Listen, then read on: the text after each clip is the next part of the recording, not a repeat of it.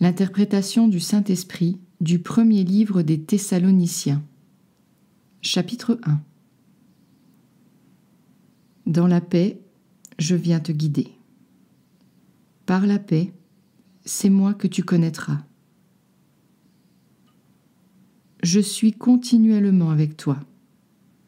Je te regarde dans la paix, et je vois à travers tes yeux avec paix, car elle est ce que je vois uniquement, ainsi que la manifestation de ma gloire. C'est pourquoi tu me connaîtras par la paix. C'est parce que je suis la paix du cœur qui ne peut être enlevée. Tu es accepté dans le Seigneur, notre Dieu, par l'être naturel de ta vérité. Viens à moi pour connaître ce que tu es. C'est par la paix que je viens dans ton esprit, et c'est donc par la paix que tu m'y rejoins. Accueille-moi en ton esprit dans la paix, avec joie et gratitude. Car je viens à toi pour te rappeler ce que tu es. Je n'ai pas d'autre objectif. Pour me connaître et connaître la paix, n'est pas d'autre objectif que moi. C'est par la paix qu'on me connaît, et c'est par moi que l'on accueille la paix. Par conséquent, connaître la paix à n'importe quel moment, c'est connaître ton soi dans ton cœur.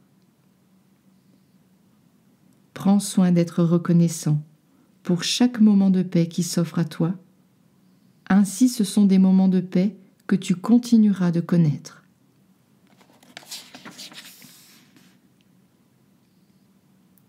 Chapitre 2.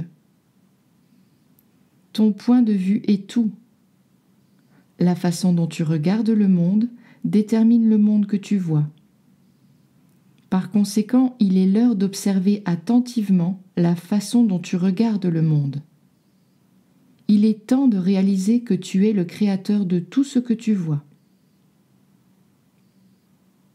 La paix est le phare que tu dois suivre à mesure que tu apprends à observer l'esprit. Car c'est la paix qui te conduit à la reconnaissance de la vérité. Et c'est l'absence de paix qui te rappelle que tu n'es pas sur ton chemin. La paix est ton guide, parce que c'est dans la paix que tu acceptes le pouvoir de Dieu tel qu'il est et que tu en apprécies le flux. La paix est une douce gratitude. La paix, c'est l'amour pour tout ce qui est. Écoute en toi la douce direction de la paix. Elle est tranquille, mais facile à entendre. Elle te conduit facilement dans l'acceptation et la confiance. Quand la peur fera intrusion dans ta paix, tu l'entendras si tu écoutes. Il semblera y avoir un léger malaise, un coup porté à ta paix, suivi d'un désir immédiat de nier la pensée ou le sentiment qui a fait intrusion dans ta paix. Je te le dis, le désir de nier cette intrusion est la peur. C'est la peur d'avoir péché et de devoir te cacher pour qu'on ne te retrouve pas ni que l'on te punisse. Je te le dis, t'autoriser ce désir de nier et le suivre, c'est accumuler en toi la peur et la croyance au péché. Ce n'est pas le salut, ni la voie de la paix, et tu n'y trouveras pas non plus de raison de suivre la paix. Regardons cette situation de plus près, car elle se représentera sûrement à toi encore de nombreuses fois, et faisons en sorte que tu sois prêt à l'utiliser dans l'objectif de guérir à chaque fois. Car c'est par une pratique constante et continue que l'on réalise dans la joie une guérison solide et permanente. Chapitre 3. Le manque de paix, à quelque degré que ce soit, est une occasion de guérir. Observer l'intrusion et se fixer dessus comme si c'était un échec, c'est continuer à s'accrocher à l'erreur. ne juge pas l'absence de paix en toi. Réjouis-toi plutôt que le Saint-Esprit t'ait amené à un nouveau moment de guérison. Laisse-moi changer ton avis sur ton expérience pour que tu puisses utiliser ton expérience afin de guérir sans retard. C'est vrai que la paix est une cause de réjouissance et de gratitude. C'est par la gratitude qu'on répand la paix. Réjouis-toi chaque fois que tu connais la paix dans ton cœur.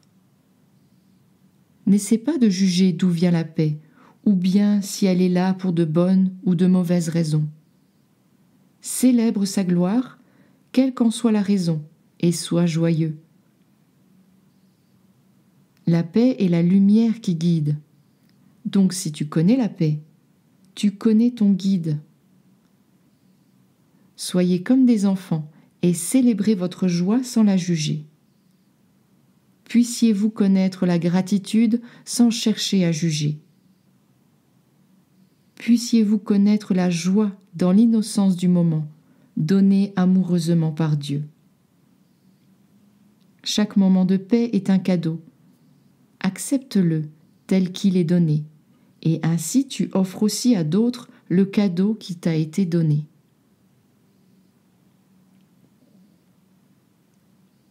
Chapitre 4. Pour finir, je te rappelle que c'est par la paix que tu me connais et que tu suis le chemin pour te rappeler du soi. Par conséquent, je te demande de pratiquer de plus en plus la paix. La croyance au péché ne vient pas de l'action. La croyance au péché semble manifeste à travers l'action, mais la croyance vient toujours de l'esprit.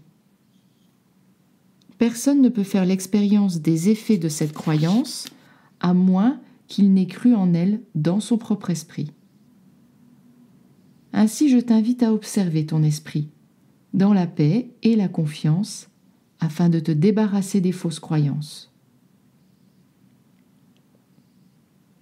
La croyance au péché peut aussi être appelée absence de paix, car c'est cette croyance qui est à l'origine du coup de poignard qui interrompt ta paix. Le péché t'amène à te sentir coupable ou effrayé et te pousse à croire que tu dois contrôler certaines situations pour te sentir en sécurité et heureux. Le péché te dit que les choses doivent se passer comme tu l'entends, sinon tu souffriras sûrement. De cette façon, le péché est une dissociation complète d'avec ce que tu es.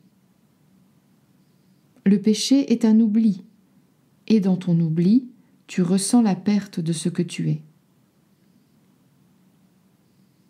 Pour écarter la croyance au péché, tu dois faire revenir ton esprit à ce que tu es. Par conséquent, je te convie à rester dirigé sur ta paix. Dès qu'elle s'interrompt, sache qu'elle est interrompue par la croyance au péché. Sache que le péché n'est rien d'autre que l'oubli et essaye de te rappeler qui tu es avec tes frères. En te rappelant qui tu es, tu te rappelles que l'amour est ce qui est. Tu peux alors te détendre en confiance et laisser les effets du péché te traverser l'esprit dans la paix sans les accepter, car ainsi tu te rappelles que le péché est impossible dans un monde où la séparation n'est pas réelle. Ambitionne de vivre une vie tranquille, parce qu'une vie tranquille est une vie divine dans laquelle tu maintiens dans ton esprit que Dieu est le processus de vie. De cette façon, tu maintiens ta conscience de l'amour. Et en t'y maintenant, tu l'offres à tes frères qui la sont avec toi. La mort est l'effet du péché, mais le péché n'est pas réel. Ce n'est qu'une croyance dans l'esprit qui te dit que les choses ne sont pas comme elles devraient être. Le péché est la négation de la réalité. Si le péché est la négation de la réalité, alors que la réalité est le processus de vie, c'est que la mort doit être l'effet de la négation de ce qui est. Mais si la mort est la négation de ce qui est, alors la mort est l'opposé de la vérité, ce qui signifie qu'elle n'est pas vraie. Le non vrai est faux, donc la mort doit être un mirage.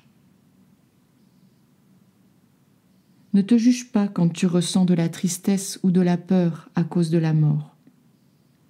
Sois toujours prévenant avec toi-même et accepte tes émotions en paix. Mais aie aussi le désir de te rappeler que les émotions dont tu fais l'expérience sont les effets de l'oubli quand tu perds la vérité de vue.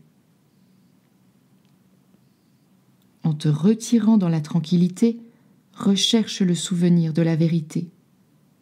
Elle te sera rendue. Ainsi, les tristesses et les peurs seront remplacées par la paix et une confiance tranquille en Dieu, en tout ce qui est.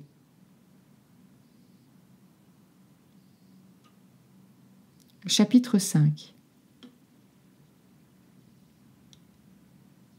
Laisse-moi te parler de ta peur, car la peur peut être le plus grand obstacle à l'amour. La peur, quand tu l'alimentes, semble avoir le pouvoir de t'écarter de moi, c'est-à-dire de te maintenir dans l'oubli de la loi de l'amour. La loi de l'amour, c'est une connexion au niveau le plus fondamental de l'être. La loi de l'amour dit que ce qui est tel qu'il est, puisqu'il n'y a que cela qui peut vraiment être. Le reste est illusion. La peur maintient que l'illusion est vraie et que le péché, ou la séparation, est la loi fondamentale de la vie, et c'est pourquoi toute vie doit se terminer par la mort. Quand tu choisis la peur comme une croyance que tu écoutes, tu choisis de croire que tu es séparé, ce qui revient à choisir de nier ce qui est.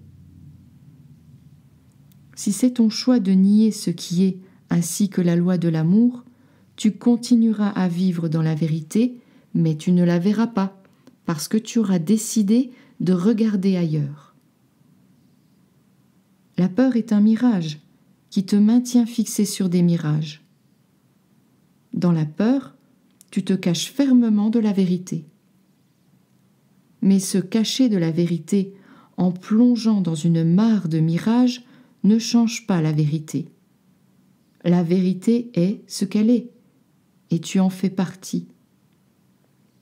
Alors, élève ton regard au-delà de ton cachot de peur et des mirages qui t'effraient. Observe plutôt la paix en tout ce qui t'entoure et sache que tu es parfaitement en sécurité dans la remémoration paisible de ton soi. Sois gentil avec toi sur cette voie de rappel.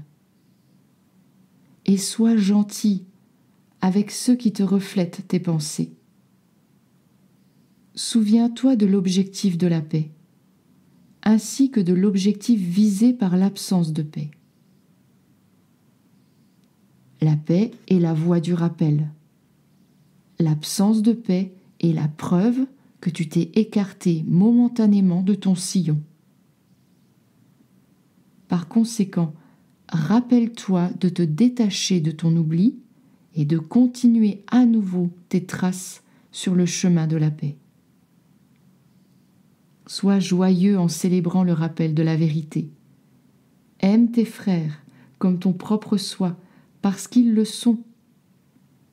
Chemine sur la voie de la paix dans la gratitude et laisse la mémoire de la vérité veiller sur toi.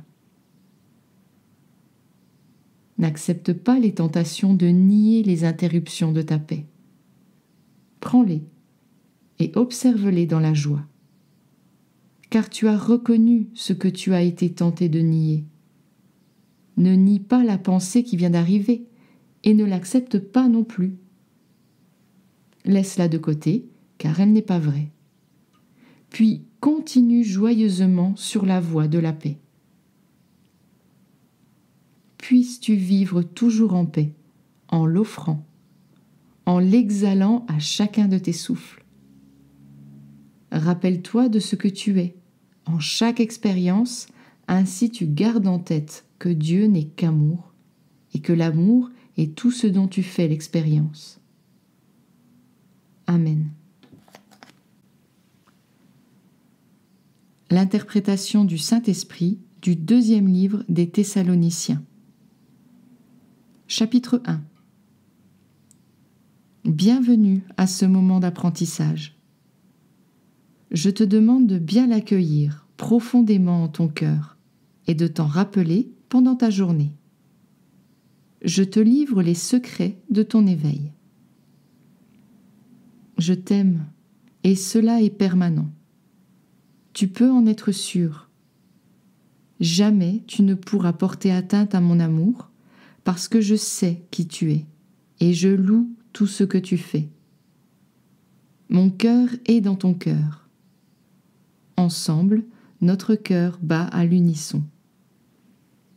C'est l'amour qui remplit le monde et remplit ta vision à travers toi, qui est aussi moi. Voilà la leçon que je suis venue t'enseigner aujourd'hui et pour laquelle je te demande d'ouvrir ton esprit pleinement afin de l'accepter et de l'apprendre. Je suis ton cœur, puisque je suis toi. Cette voix que tu reconnais comme une réverbération de ton propre cœur est la voix de ta vérité. Quand je dis « c'est moi », je veux aussi dire « c'est toi ». Je t'ai dit que je t'apprendrai à voir différemment. Maintenant, je vais te montrer comment. Je vais t'apprendre à voir le monde que tu vois différemment en t'apprenant à te regarder par de nouveaux yeux. Je t'ai dit que tu vois le monde à travers le filtre de ton esprit.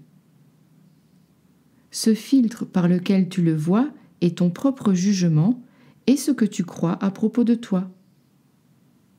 En changeant de filtre, tout ce que tu vois change parce que la lentille par laquelle tu regardes devient nouvelle. Le secret de l'éveil, c'est de te réveiller à toi-même. C'est d'accepter que tu es la flamme intérieure. C'est ce que tu veux faire en réalité, et c'est aussi ce que tu dois faire pour voir comme je vois.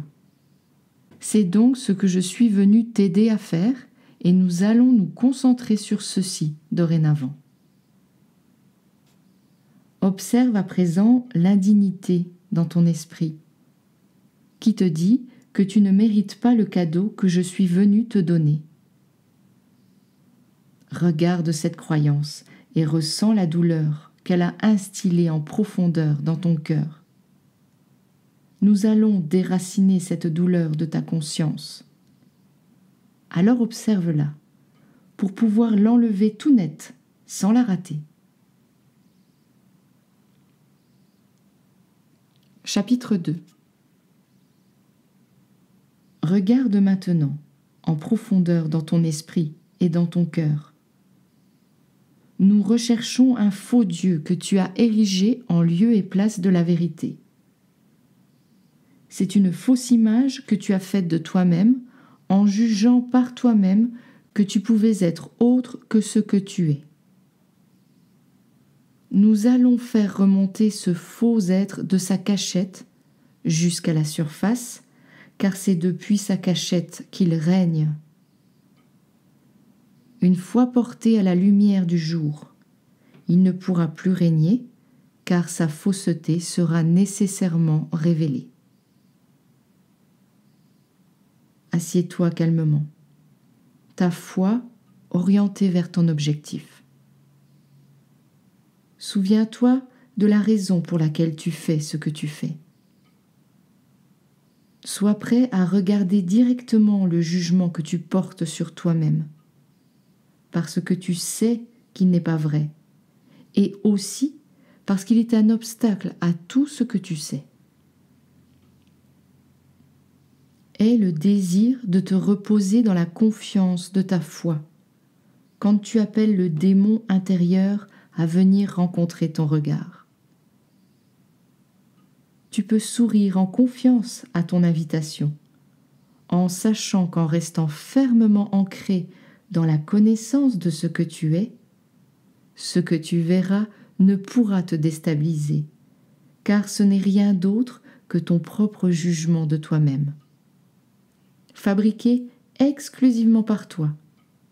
C'est un jugement qui peut être complètement écarté par ta décision de le faire et le délice que tu en éprouves. Reste tranquille dans la conscience de l'amour, qui est ton vrai toi et la force de la vérité. Reste tranquille dans la conscience de l'amour, qui est l'univers et Dieu. Reste tranquille dans la conscience de l'amour, qui est ce qui est réel. Demande à ce qui n'est pas réel de sortir de sa cachette.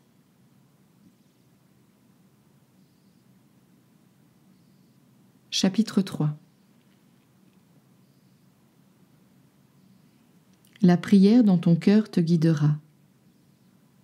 Toi, tu n'as pas besoin de prier. Tu n'as besoin que d'écouter.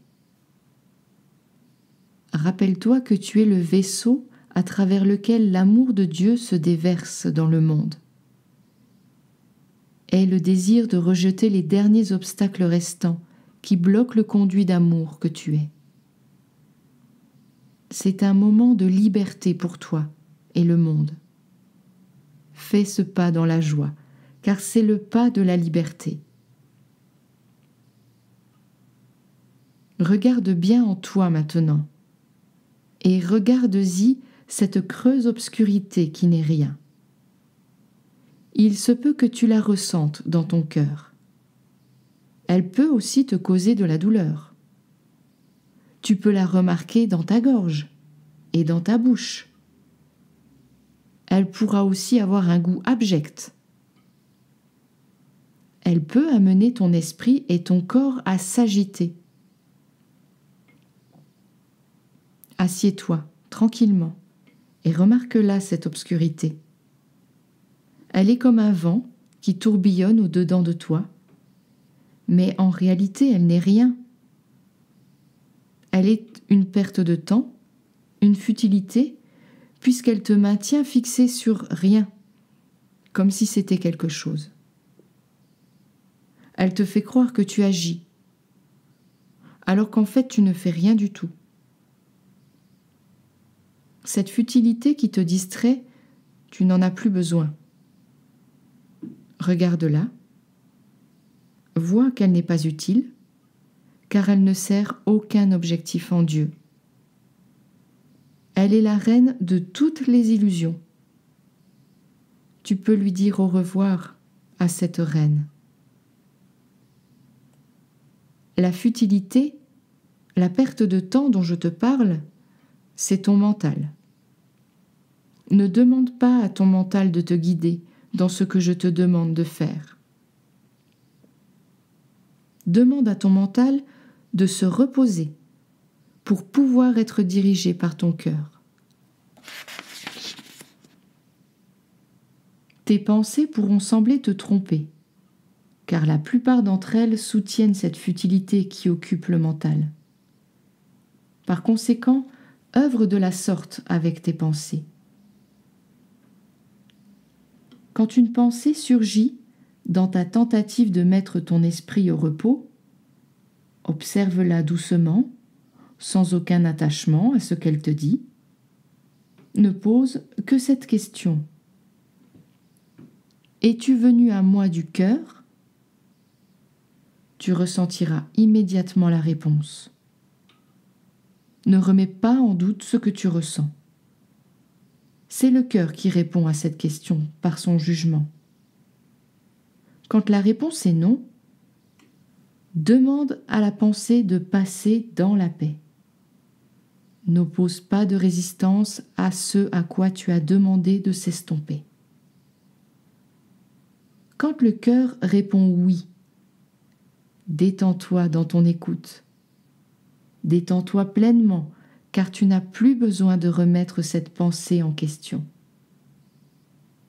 Permets à ton questionnement de se transformer en confiance. Laisse l'écoute être la pratique de l'esprit tranquille. Tu écoutes à présent ta vraie voix et elle t'enseigne qui tu es vraiment.